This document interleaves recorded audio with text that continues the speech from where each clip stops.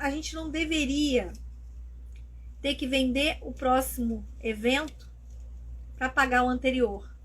A gente não deveria. E eu recebo muitos directs de vocês, mensagens, a minha equipe repassa para mim áudios que vocês me mandam lá nos grupos, totalmente desesperadas. Porque não estão conseguindo vender, porque não estão conseguindo captar cliente, porque estão sempre tendo que ceder no próprio valor do seu serviço. E aí, gente, qual é o primeiro passo que a gente tem que dar para a gente ser a única opção do nosso cliente? O primeiro passo que eu tive que construir na minha vida foi o passo da autoridade. Passo 1, autoridade. Esse foi o primeiro passo. Raquel, mas isso aí é tão bonito, né? 8 horas da noite você tá me parando para falar isso aí, eu já sei. Mas quais são as dores de quem não tem autoridade? Vamos lá. Quando a gente não tem autoridade, o cliente, ele fica sempre naquela objeção, não sei quem você é.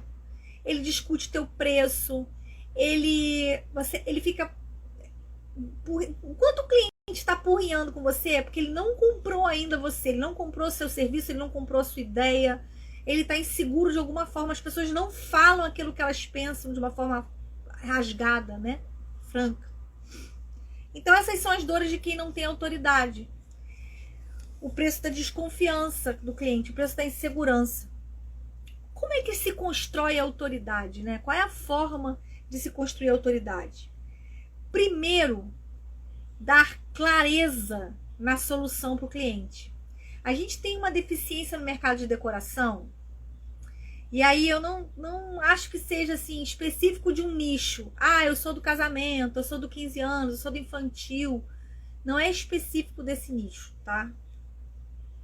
A gente tem uma deficiência que é achar que quando a gente faz um preço fechadão lá para o cliente vai engolir aquilo fácil. Eu estava passando por uma experiência hoje de manhã com uma cliente que já é minha, que faz todo ano evento empresarial comigo, e eu sigo sempre a mesma metodologia que eu ensino para vocês na hora do atendimento comercial. Não importa se o cliente já fez 50 festas comigo, eu vou seguir a metodologia naquele evento em específico, tá?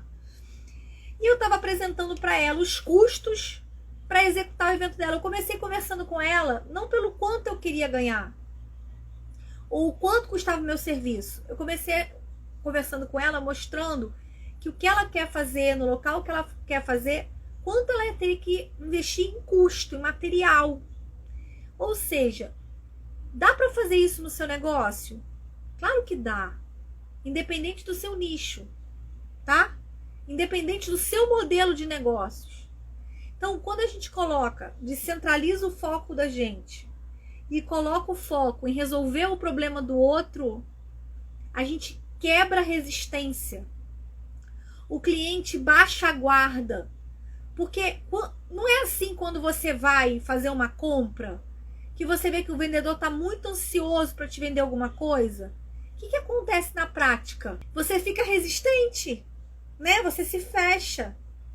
Então, no início do processo de construção de autoridade, de confiança, você precisa que o cliente baixe a guarda. E como é que você faz o outro baixar a guarda?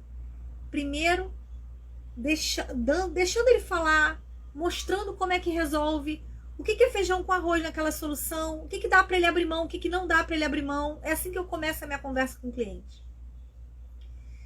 É que nem quando você vai num médico, quando o médico analisa, te examina, né? Imagina quando você vai no médico, ele te taca logo uma receita na cara. Não dá uma sensação ruim de insegurança? Eu quero que vocês entendam, meninas maravilhosas, arquitetas de sonhos, que vocês são o profissional que o cliente está te olhando, ele está te avaliando enquanto profissional, enquanto aquela pessoa que entende do que ele não entende, que domina a informação que ele não tem, independente do seu nicho, independente se é infantil, independente se é casamento, independente se você é florista. Você entende de algo que ele não entende.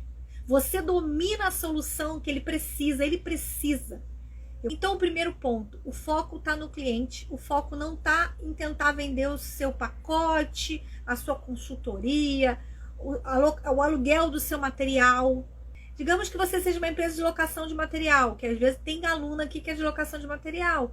Antes de alugar o seu material, você vai conversar e tentar entender qual é a festa do cliente, como é que é o tema dele, o que ele vai fazer, qual é o espaço. De repente você vai conseguir até alugar mais coisas se você conversar com o teu cliente. A mesma coisa a nossa noiva. Estamos conversando com a noiva. Antes da gente sair atropelando, a gente constrói autoridade. A gente constrói autoridade quando a gente passa diagnóstico.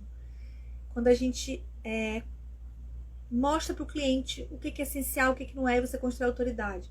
Qual é a outra forma, Raquel, de construir autoridade além dessa? Depoimentos de outros clientes. Isso constrói autoridade. Então, essa coisa de não dar valor, não vou botar. Reúne os depoimentos dos seus clientes, armazena isso no teu site, no teu Instagram, num lugar que você tem anúncio da tua marca. Você tem que ter isso na vitrine, no seu portfólio, na hora de enviar a proposta. Coloca os depoimentos do seu cliente. Quantas vendas eu virei quando eu comecei a colocar o depoimento dos clientes no meu processo, na minha vitrine, no meu momento de conversar com o cliente. Então, para construir autoridade, você precisa ter clareza, o cliente tem que ter confiança no que você está propondo de solução, ele tem que perceber que você está interessado mais nele do que em vender. Né? Você tem que ser um solucionador de problemas, ele tem que ter uma sensação de transparência nessa relação, isso também é bom. Ele tem que ter depoimentos de outros clientes e às vezes até indicação de outros fornecedores. Isso te ajuda a construir a autoridade.